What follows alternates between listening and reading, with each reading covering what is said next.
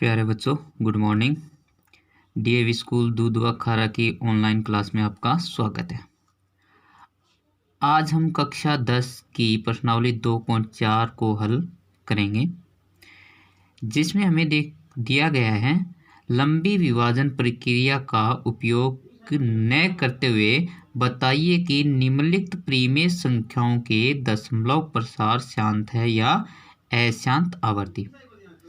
इसमें हमें क्या करना है कि ये जो संख्याएं हमें परिमेय संख्या दी गई है, इन सभी परिमेय संख्या को देखना है कि इनका दशमलव प्रसार है वो शांत होता है या अशांत, और इसमें हम विभाजन किए बिना इसका हल निकालेंगे। तो सर्वप्रथम हम यहाँ जान लेते हैं कि परिमेय संख्या होता क्या है। देखिए भाई,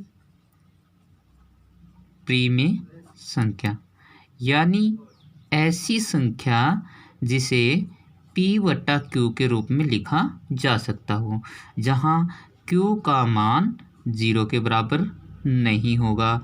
यानी किसी भी परिमेय संख्या को P/Q के रूप में लिखा जा सकता है। यहाँ P और Q पूर्णांक होते हैं। जैसे ये सभी संख्याएं हैं, ये सभी संख्याएं P/Q के रूप में लिखी हुई है, तो ये सभी संख्याएं परिमेय संख्या होती है।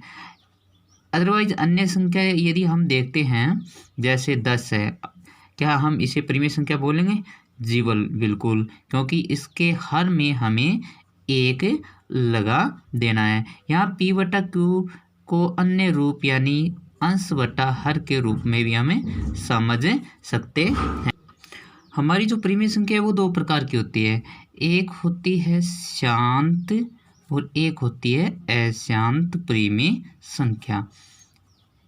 ये देखिए, शांत कब होती है और अशांत कब होती है? जब हम इस परिमेय संख्या यानी P/Q अंश बटा हर, इस Q यानी हर के अभाज्य गुणनखंड करने पर किया जाएगा? अभाज्य गुणनखंड।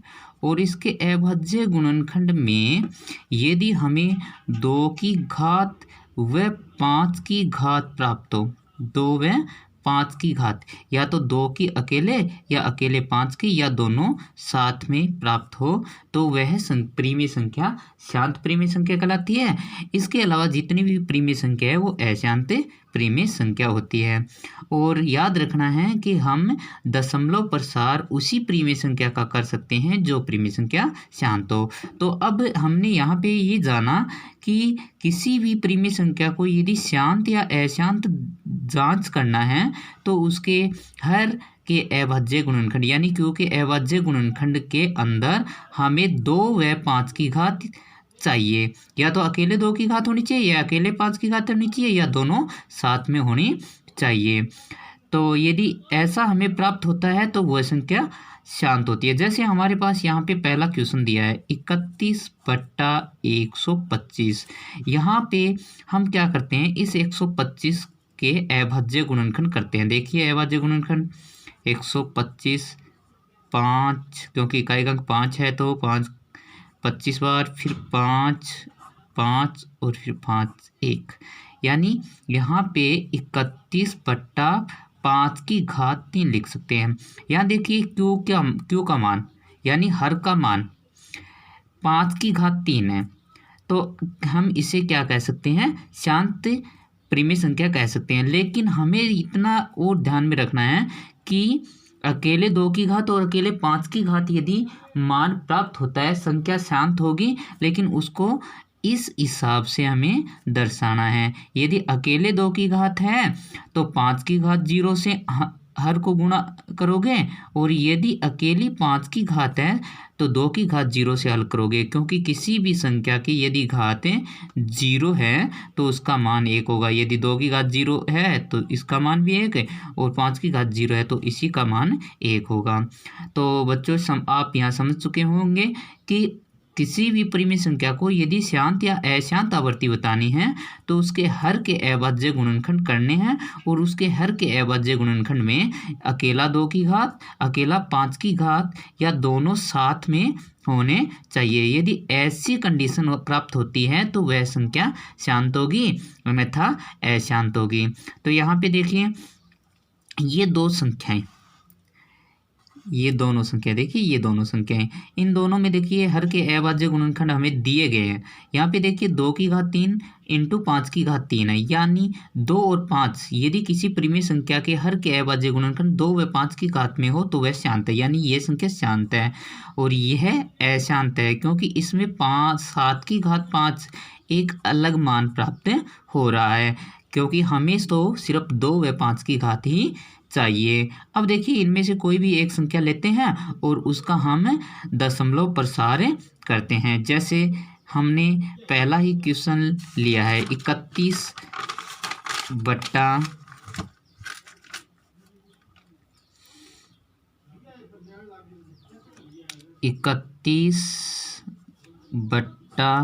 125। सर्वप्रथम हमें क्या करना है, इसके हर के अभाज्य गुणनखंड करने हैं। तो आपने पीछे देखा होगा कि इसके यहाँ हर के अभाज्य गुणनखंड 5 की घात 3 है। यदि 5 की घात 3 है तो इसका मतलब ये हुआ कि ये संख्या शांत है। और आपको बताया गया है कि कोई भी परिमेय संख्या यदि शांत है तो उसका दशमलव प्रसार हम करते हैं। दशमलव प्रसार के लिए हमें याद रखना होगा कि जितनी 2 की घात है उतनी ही 5 की घात होनी चाहिए, या जितनी 5 की घात है उतनी 2 की घात होनी चाहिए। यहाँ पे देखिए हमारे पास 5 की घात 3 है, यानी 5 की घात 3 है तो 2 की घात भी कितनी चाहिए, 3 चाहिए। तो हम यहाँ लिखेंगे पी व क्यू यानी अंश व हर को कितनी घात चाहिए, 2 की घात 3 से गुणा करने पर। तो हम यहाँ क्या कार्य करेंगे, 31 इंटू 2 की घात 3 बट्टा 5 की घात 3 इंटू 2 की घात 3। अब यहाँ देखिए ये दोनों कट होके वापस वही मान प्राप्त होगा, तो इससे हमें कुछ फर्क नहीं पड़ेगा क्योंकि हम दोनों संख्याओं को गुणा कर रहे हैं। अब देखिए आगे 31 गुणा 2 की घात 3 का मान 8। यहाँ पे देखिए आधार अलग अलग है, घात समान है, तो आधार को आधार से गुणा कर देंगे तो 5 दूनी 10 और ऊपर घात। ये हमारा एक रूल है, यदि a की घात m इंटू b की घात m हो तो a है वो b से क्या होगा, गुणा होगा, और इसकी घात बाहर इस प्रकार हम लगा देंगे। तो वही यहाँ यूज किया है। देखिए 5 और 2 दोनों की घात है वो सेम है, गुणा है तो दोनों को गुणा कर लेते हैं। इनको गुणा किया 8 एकम 8 8 तिया 24 यानी 248 बट्टा 10 की घात 3 है।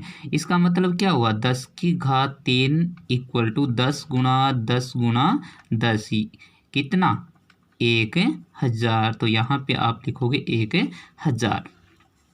अब देखिए 248 को हमें 1000 से विभाजित करना है। यहाँ पे हम अलग से विभाजित न करते हुए यह जान लेंगे कि यहाँ 1 2 3 कितने शून्य हैं, 3 शून्य। तो ऊपर वाली संख्या के 3 अंकों से पहले हम शून्य लगा देते हैं, जैसे 1 2 3 यहाँ पे हमने शून्य लगा दिया। यही हमारा दशमलव प्रसार होगा। एक अन्य क्वेश्चन भी लेते हैं। चलो एक अन्य क्वेश्चन है जो हमें पीछे दिया गया है कि 23 बट्टा 2 की घात 3 इंटू 5 की घात 2। यहाँ देखिए ये क्वेश्चन है, हमें पता है कि हर के अभाज्य गुणनखंड 2 और 5 की घात में। इसका मतलब क्या हुआ कि ये परिमेय संख्या है और परिमेय संख्या का हम दशमलव प्रसार करते हैं। और दशमलव प्रसार के लिए हमें क्या चाहिए, 2 व 5 की घात समान चाहिए। यहाँ पे 2 की घात 3 है जबकि 5 की घात 2 है। अब इसमें घात किसकी कम है, 5 की घात कम है, कितनी, 1। तो इसका मतलब P व Q को 5 की घात 1 को हम सिर्फ 5 रख सकते हैं क्योंकि 5 की घात 1 का मान 5 होता है, से गुणा करने पर।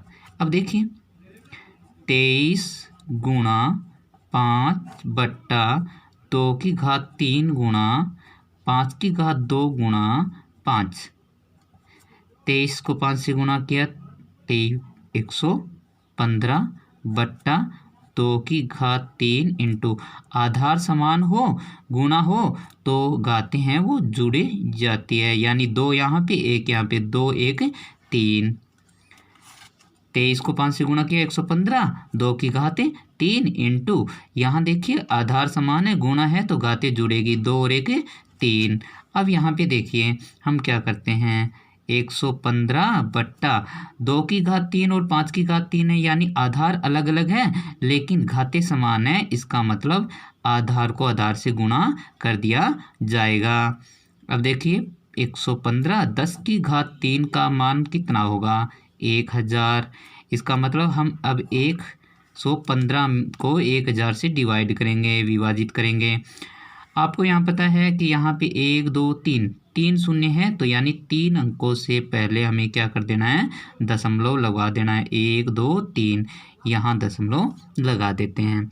इसी प्रकार हम अन्य क्वेश्चनों को भी हल कर सकते हैं। तो आपके सामने मैंने यहाँ 2 क्वेश्चन किए हैं। दोनों क्वेश्चनों को अच्छे तरह से समझना है, आपको किस प्रकार से इन्हें हल करना है, और इसी तरीके के अनुसार हमें बचे हुए सभी क्वेश्चन हल करने हैं। और यदि ध्यान रखना है यहाँ पे कि यदि आपके अंतिम मान ऐसे आए, जैसे 49 बट्टा 10,000, ये यहाँ पे यदि भाग देते हो तो आपको क्या करना है, आपको करना है 1 2 3 4 शून्य है, तो 4 अंकों से पहले हमें क्या लगाना है, दशमलव लगाना है। तो 1 2 यहाँ 0 यहाँ 0, तो देखिए 1 2 3 4 यहाँ दशमलव लगा सकते हो। तो यदि आपके पास ऐसी कंडीशन प्राप्त हो तब भी आप उसे आसानी से हल कर सकते हैं।